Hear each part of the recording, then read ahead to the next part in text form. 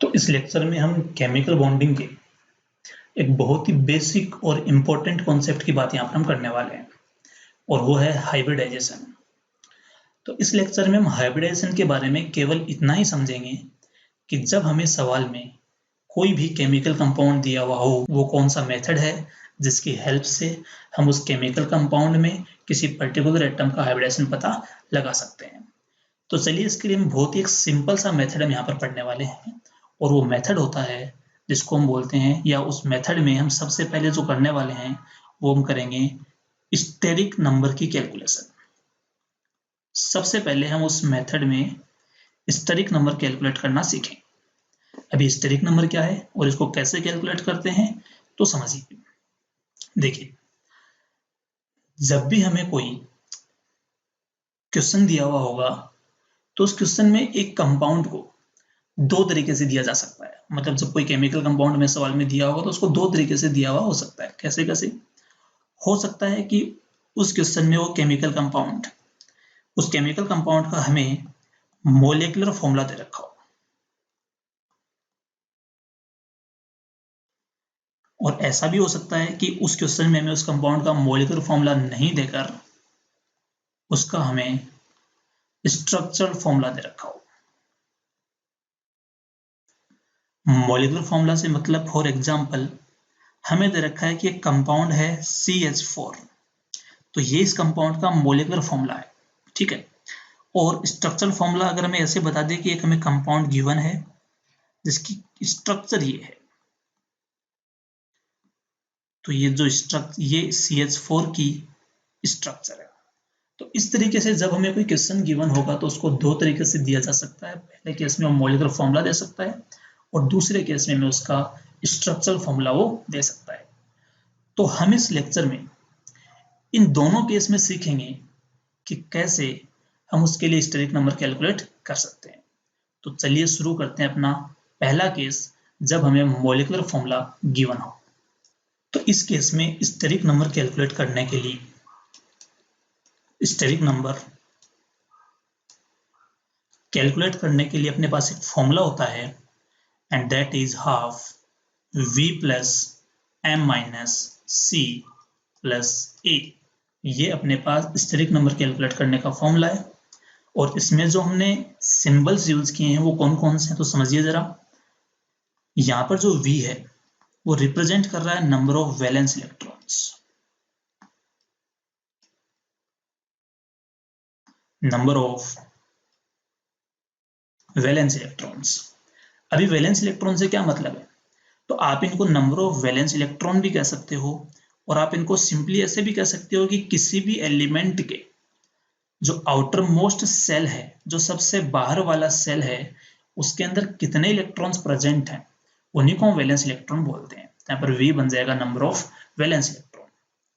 बात करते हैं M की, तो M होता है यहाँ पर नंबर ऑफ मोनोवेलेंट एटम्स और ग्रुप्स अटैच्ड।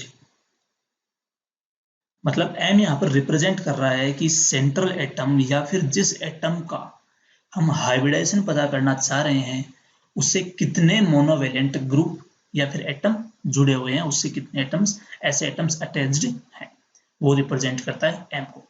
अब नेक्स्ट हम बात करते हैं C और E की, कि यहाँ पर C और E किसको रिप्रेजेंट कर रहे हैं। तो देखिए, जो C है वो रिप्रेजेंट करता है मैग्नीट्यूड और mode of cationic charge. Cationic charge, उस कंपाउंड पर जो भी पॉजिटिव चार्ज है उसका मैग्नीट्यूड कौन होगा, C। और A यहाँ पर रिप्रेजेंट करता है मोड और मैग्नीट्यूड ऑफ एनायनिक चार्ज, उस कंपाउंड पर जो भी एनायनिक चार्ज है उसका मोड होता है A। तो इस तरीके से C और A रिप्रेजेंट करते हैं चार्जेस को, C for cationic charge and A for anionic charge. और यहाँ पर ध्यान आपको ये रखना है कि जो ये C और A हैं ये केवल और केवल पॉजिटिव और नेगेटिव चार्ज के मैग्नीट्यूड है। मतलब हमें इनकी जब वैल्यू पुट करेंगे तो इनको विदाउट साइन पुट करना है। क्लियर है यहाँ तक? तो चलिए नेक्स्ट पॉइंट समझते हैं। इस फॉर्मूले को जब यूज करेंगे आप, तो आप किसी कंपाउंड पर नेट कैटायनिक चार्ज आपको दिखाई देगा, नेट एनायनिक चार्ज आपको दिखाई देगा। मतलब आप C और A की वैल्यू आप इजीली पुट कर सकते हैं। लेकिन सवाल ये है कि सर हम V और M की वैल्यू पता कैसे लगाएंगे, मतलब हमें नंबर ऑफ वैलेंस इलेक्ट्रॉन्स का पता कैसे चलेगा, और हमें जो M है मोनोवेलेंट, जो number of monovalent group attached हैं उनका पता कैसे चलेगा। तो इसके लिए समझते हैं। देखिए, तो यहाँ पर हम बात कर रहे हैं कोवेलेंट कंपाउंड्स की, और कोवेलेंट कंपाउंड्स होते हैं वो मेनली P ब्लॉक के एलिमेंट्स बनाते हैं। तो यहाँ पर मैं बात कर रहा हूँ सबसे पहले ग्रुप नंबर, कि जिस एलिमेंट की हम बात करेंगे उसका ग्रुप नंबर क्या है, और यहाँ बात करेंगे नंबर ऑफ वैलेंस इलेक्ट्रॉन्स, मतलब V की वैल्यू की, V की वैल्यू क्या होगी। तो P ब्लॉक में बात करेंगे group number 13, group number 14, 15, 16, 17 and 18। Group number 13 मतलब बोरॉन फैमिली कह सकते हैं आप, boron family. 14 means carbon family, 15 means nitrogen family, 16 means oxygen family, 17 में फ्लोरीन फैमिली, एंड 18 जो होता है वो नोबल गैस ग्रुप। ठीक है, इसकी हम बात करेंगे। तो जो 13 फैमिली होती है उसके लिए नंबर ऑफ वैलेंस इलेक्ट्रॉन होते हैं 3, 14 फैमिली में नंबर ऑफ वैलेंस इलेक्ट्रॉन्स होते हैं 4, 15th में 5, 16th में 6, 17 में 7, और 18th में टोटल जो नंबर ऑफ वैलेंस इलेक्ट्रॉन्स होते हैं वो होते हैं 8, एक्सेप्ट हीलियम, क्योंकि आप जानते हैं कि हीलियम के पास में टोटल 2 ही इलेक्ट्रॉन होते हैं। तो हीलियम के जो वैलेंस शेल में इलेक्ट्रॉन्स हैं वो केवल 2 होते हैं, लेकिन इसकी हमें कहीं पर जरूरत भी नहीं पड़ने वाली है। ठीक है, तो ये जो 8 वैलेंस इलेक्ट्रॉन है नियोन के बाद की बातें। हीलियम के लिए वैसे इलेक्ट्रॉन्स वैलेंस शेल में 2 होते हैं और इसकी हमें कहीं जरूरत भी नहीं पड़ेगी। तो ये बात थी V की वैल्यू कैसे पता लगानी है। ठीक है, तो आप इसको डायरेक्ट देख सकते हो। जैसे मान लो आपको ऐसे पता लगाना है कि सिलिकॉन है, सिलिकॉन के वैलेंस शेल में कितने इलेक्ट्रॉन है। तो आप जानते हो कि सिलिकॉन तो 14 फैमिली का एलिमेंट होता है, और 14th ग्रुप का जो एलिमेंट होता है उसमें कितने वैलेंस इलेक्ट्रॉन होंगे, 4। तो इस तरीके से आप V की वैल्यू पता लगा सकते हैं। अब हम नेक्स्ट पॉइंट समझने वाले हैं कि M की वैल्यू कैसे पता लगाई जाए। तो M के बारे में मैंने आपको बताया कि ये मोनोवेलेंट एटम्स होते हैं, ग्रुप्स होते हैं जो अटैच्ड होते हैं। इसको कैसे पता लगाना है समझिए। जब भी अपने पास कोई केमिकल कंपाउंड दिया हुआ होता है तो उस केमिकल कंपाउंड में एक तो होता है सेंट्रल एटम, और बाकी उसके चारों तरफ कनेक्टेड होते हैं कुछ साइड एटम्स या ग्रुप्स। तो बीच वाला यहाँ पर सेंट्रल एटम है, और जो साइड में लगे हुए हैं ये अपने कौन से होते हैं, साइड एटम होते हैं, साइड ग्रुप भी हो सकते हैं। ग्रुप्स का मतलब जिसमें 2 या 2 से ज्यादा एटम्स प्रेजेंट हो, उसको मैंने ग्रुप बोल दिया यहाँ पर। ठीक है, अब ये जो साइड ग्रुप लगे हुए हैं, ये जो साइड में एटम्स या जो साइड में ग्रुप लगे हुए हैं सेंट्रल एटम से जो जुड़े हुए हैं, साइड एटम्स कह लो इनको या साइड ग्रुप्स कह लो। ठीक है, ये टोटल 3 कैटेगरी के होते हैं। उनमें से पहला होता है मोनोवेलेंट। मोनोवेलेंट का मतलब होता है कि वो सारे के सारे एटम्स और ग्रुप्स जो सिंगल बॉन्ड से कनेक्टेड हैं, जो सेंट्रल एटम के साथ में सिंगल बॉन्ड से कनेक्टेड होते हैं। और उसमें सबसे पहला एग्जांपल होता है हाइड्रोजन। हाइड्रोजन हमेशा सेंट्रल एटम से सिंगल बॉन्ड से जुड़ता है। उसके बाद में हेलोजन जितने भी हैं, halogens, fluorine, chlorine, bromine, iodine, ये सारे के सारे सेंट्रल एटम से सिंगल बॉन्ड से कनेक्टेड होते हैं। ठीक है, तो इनके जो मेन एग्जांपल हो हाइड्रोजन हो गए और हेलोजन हो गए। दूसरे में बात करेंगे बाईवेलेंट की। बाईवेलेंट का मतलब होता है कि वो सारे के सारे एलिमेंट्स और ग्रुप से जो सेंट्रल एटम के साथ डबल बॉन्ड से कनेक्ट हो, तो उनको हम बोलते हैं बाईवेलेंट। जैसे कि ऑक्सीजन, आप सब जानते हैं कि ऑक्सीजन जो होता है उसके वैलेंस में 6 इलेक्ट्रॉन होते हैं, मतलब उसको ऑक्टेट कंप्लीट करने के लिए 2 इलेक्ट्रॉन्स और चाहिए। तो ऑक्टेट कंप्लीट करने के लिए वो 2 बॉन्ड और बनाएगा, और 2 बॉन्ड और बनाने के लिए वो किसी भी सेंट्रल एटम से एक डबल बॉन्ड से कनेक्ट हो सकता है। तो यहाँ पर बाईवेलेंट एटम बन जाएगा ऑक्सीजन। ऐसे ही ऑक्सीजन फैमिली में सल्फर आता है, तो सल्फर भी क्या होता है, बाईवेलेंट होता है। नेक्स्ट मैं बात करूंगा ट्राईवेलेंट। ट्राईवेलेंट का मतलब वो सारे के सारे एटम्स या ग्रुप्स जो सेंट्रल एटम से ट्रिपल बॉन्ड से कनेक्टेड होते हैं उनको हम बोलते हैं ट्राईवेलेंट। और ट्राईवेलेंट का सबसे फेमस एग्जांपल होता है नाइट्रोजन। आप जानते हैं कि नाइट्रोजन के वैलेंस शेल में 5 इलेक्ट्रॉन होते हैं क्योंकि 15th ग्रुप में आता है, और उसको ऑक्टेट कंप्लीट करने के लिए 3 और इलेक्ट्रॉन चाहिए। तो ये सेंट्रल एटम के साथ में ट्रिपल बॉन्ड बना सकता है, तो इसको हम क्या बोल देंगे, ट्राईवेलेंट। अब क्या इनके अलावा कोई और एलिमेंट है जो मोनोवेलेंट, बाईवेलेंट या ट्राईवेलेंट हो सकते हैं? तो आंसर है यस। कौन कौन से? बात करते हैं यहाँ पर कार्बन की। आप जानते हैं कि कार्बन टेट्रावेलेंट होता है। टेट्रावेलेंट का मतलब कार्बन 4 बॉन्ड बना सकता है। लेकिन जरा सोचो, अगर मैं कार्बन जो 4 बॉन्ड बना सकता है उसका एक बॉन्ड हाइड्रोजन के साथ बना दूं पहले से, तो अब कार्बन कितने बॉन्ड और बनाएगा? 3, क्योंकि कार्बन टोटल कितने बनाता है? 4। एक कार्बन का मैं H के साथ पहले बॉन्ड बना चुका हूं, तो भी टोटल कितने बॉन्ड बनाएगा? 3। तो यहाँ पर जो CH ग्रुप है, ये पूरा जो CH ग्रुप है, ये ग्रुप कैसा बन जाएगा अपना? ट्राइवेलेंट। ऐसे ही अगर मैं कार्बन के हाइड्रोजन के साथ में 2 बॉन्ड बना दूं, मतलब कार्बन के साथ में 2 हाइड्रोजन अटैच कर दूं, तो कार्बन की कितनी वैलेंसी बच जाएंगी? 2। तो मतलब जो CH2 ग्रुप अपना जो होता है वो कैसा बन जाएगा? बाईवेलेंट। और ऐसे आप जानते हैं, अगर आप कार्बन की साथ 3 हाइड्रोजन कनेक्ट कर देंगे तो जो CH3 ग्रुप वो कैसा बन जाएगा? मोनोवेलेंट। सिमिलरली आपने अभी भी देखा कि जो नाइट्रोजन है वो नाइट्रोजन क्या बनाता है? 3 बॉन्ड बनाता है। लेकिन अगर मैं इसी नाइट्रोजन का H के साथ एक बॉन्ड पहले से कनेक्ट कर दूं, तो भी कितने बॉन्ड और बनाएगा? 2। तो यहाँ पर NH ग्रुप कैसा बन जाएगा? बाईवेलेंट। और अगर मैं इसी नाइट्रोजन के H के साथ में 2 बॉन्ड बना दूं, तो भी क्या बन जाएगा? मोनोवेलेंट। तो NH2 ग्रुप कैसा होता है? मोनोवेलेंट होता है। ध्यान रहे, नाइट्रोजन ट्राइवेलेंट होता है, NH ग्रुप बाईवेलेंट होता है, और NH2 ग्रुप कैसा होता है? मोनोवेलेंट। ऐसे ही ऑक्सीजन की अगर मैं बात करता हूँ, तो ऑक्सीजन की वैलेंसी 2 होती है, लेकिन अगर आप H के साथ एक बॉन्ड बना देंगे तो जो OH ग्रुप बनेगा वो ग्रुप कैसा बन जाएगा? मोनोवेलेंट। तो ऑक्सीजन बाईवेलेंट होता है, बट OH ग्रुप कैसा होता है? मोनोवेलेंट। और इंटरेस्टिंग चीज, आप जानते हैं कि ऑक्सीजन के वैलेंस में 6 इलेक्ट्रॉन होते हैं। अगर मैं ऑक्सीजन को 1 इलेक्ट्रॉन दे देता हूं, तो यहां पर ऑक्सीजन पर एक नेगेटिव चार्ज आएगा, और अब उसके वैलेंस में कितने इलेक्ट्रॉन हो गए? 7। मतलब अब उसको ऑक्टेट कंप्लीट करने के लिए कितने इलेक्ट्रॉन और चाहिए? सिर्फ एक। तो O- है, वो O- कैसा बन जाएगा? मोनोवेलेंट।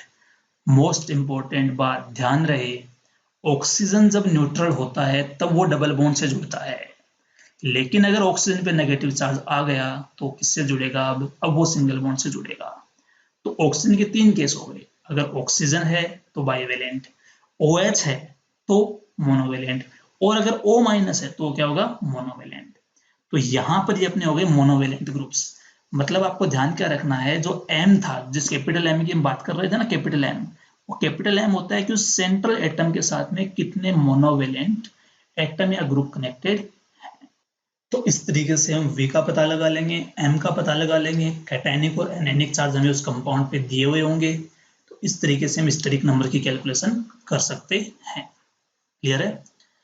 अब next point, steric number calculate करने के बाद स्टेरिक नंबर से हाइब्रिडेशन का पता कैसे लगाएंगे, इसके लिए हम एक टेबल समझते हैं।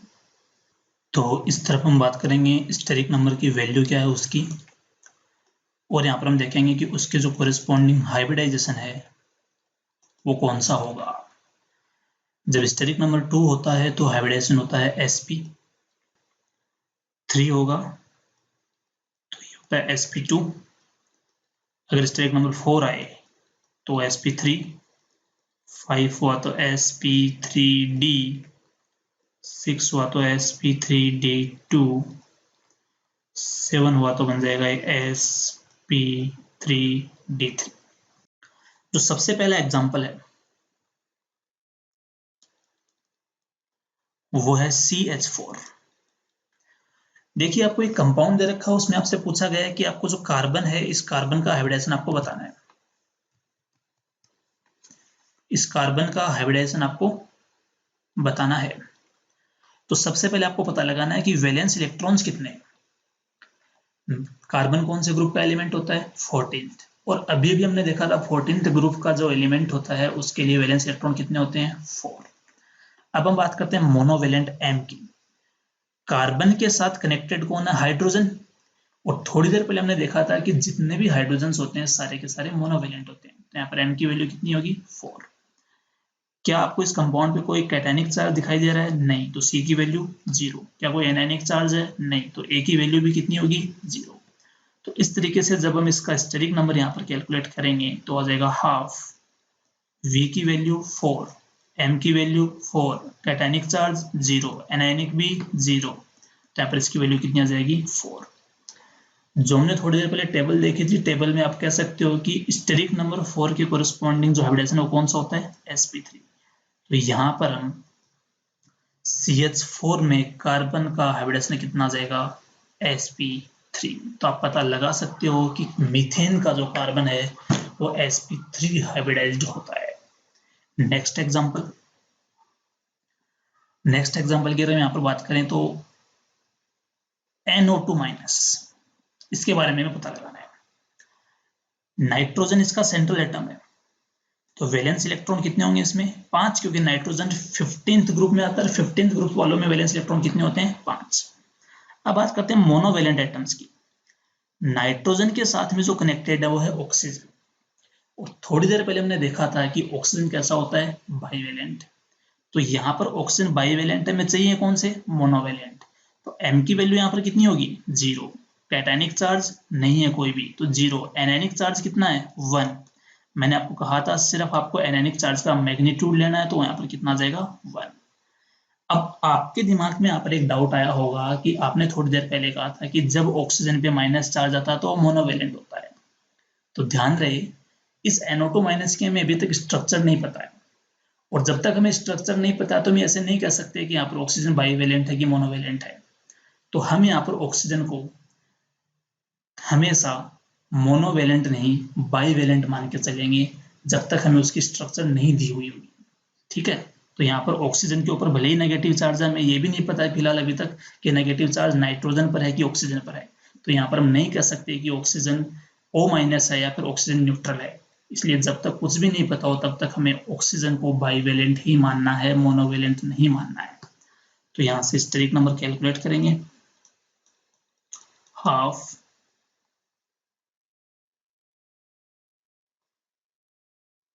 V यहाँ पर आ जाएगा 5, मोनोवैलेंट 0, कैटायनिक 0, एनायनिक 1, और स्टेट नंबर कितना आ जाएगा, 3 का मतलब ये बन जाएगा अपना sp2 हाइब्रिडाइज्ड।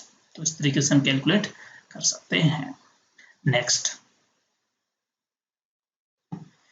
नेक्स्ट एग्जांपल लेते हैं इसका, NO2 plus.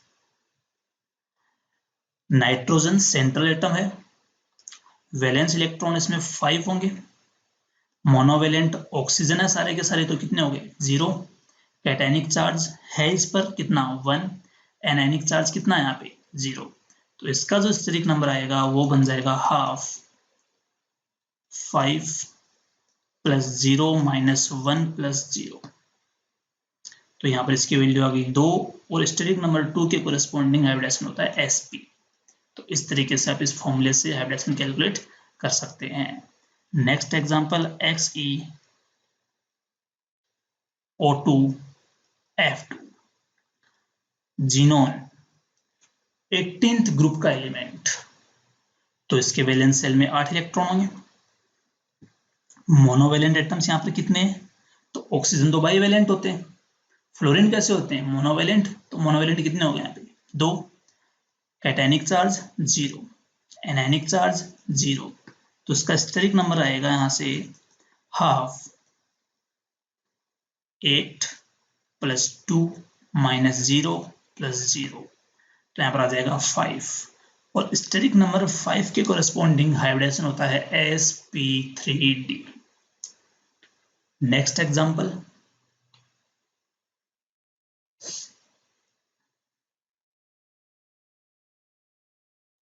XeO6 4-, xenon 18th group का एलिमेंट है। वैलेंस इलेक्ट्रॉन्स इसमें कितने होंगे, 8। मोनोवैलेंट 0, क्योंकि सारे के सारे ऑक्सीजन है। कैटायनिक चार्ज 0, एनायनिक चार्ज कितना है, -4। हमें केवल मैग्नीट्यूड लेना है, तो यहाँ से स्टेरिक नंबर की वैल्यू आएगी इसके लिए हाफ 8 प्लस 0 माइनस 0 प्लस 4, और आ जाएगा is equal to 6। 6 means sp3d2 hybridization.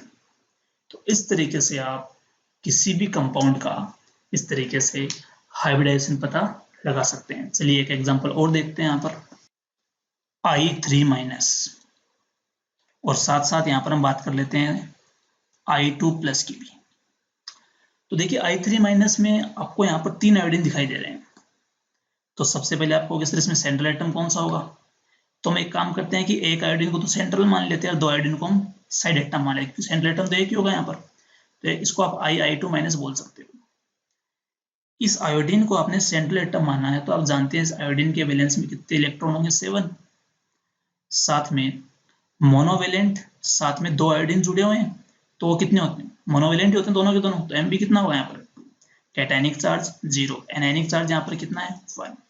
तो यहाँ से इसका जो स्टेरिक नंबर आएगा वो आ जाएगा 12, 7 + 2 - 0 + 1।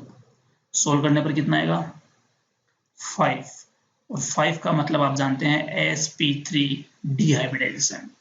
इसी तरीके से आप I3 प्लस है, I3 प्लस, तो आप इसको ऐसे लिख सकते हो I2 प्लस बोल सकते हो आप। इसमें वैलेंस इलेक्ट्रॉन 7 होंगे, मोनोवेलेंट 2, कैटायनिक 0, कैटायनिक इसके अंदर 1 होगा और एनायनिक यहाँ पर कितना होगा 0। तो इस तरीके से कैलकुलेट करने पर इसका स्टेरिक नंबर कितना आ जाएगा, यहाँ से इसका स्टेरिक नंबर आएगा यहाँ से 4, और 4 का मतलब ये बन जाएगा sp3 हाइब्रिडाइज्ड। तो इस तरीके से आप सारे के सारे कंपाउंड्स की में सेंट्रल एटम का हाइब्रिडाइजेशन इस तरीके से पता लगा सकते हो। तो ये कुछ एग्जांपल्स हैं जिनको आप इस स्टेरिक नंबर रूल के बेसिस पे ट्राई कर सकते हो, और इनमें जो सेंट्रल एटम्स हैं उनका आप हाइब्रिडाइजेशन पता लगा सकते हो। कुछ एग्जांपल्स ये हैं और कुछ एग्जांपल ये। तो इन जितने भी एग्जांपल्स हैं इन सब में आपको मॉलिक्यूलर फॉर्मूला दे रखा है, और मॉलिक्यूलर फॉर्मूला से आपको स्टेरिक नंबर रूल की हेल्प से पता लगाना है हाइब्रिडाइजेशन। तो अगर आपको ये वीडियो पसंद आया है उसको लाइक करें, शेयर करें और हमारे इस चैनल को सब्सक्राइब करें। और साथ ही जो अभी आपके फ्रेंड्स जेई, नीट या जेम की तैयारी कर रहे हैं या फिर 11th और 12th में पढ़ रहे हैं, जो साइंस के स्टूडेंट हैं, उनके साथ ये वीडियो शेयर करें।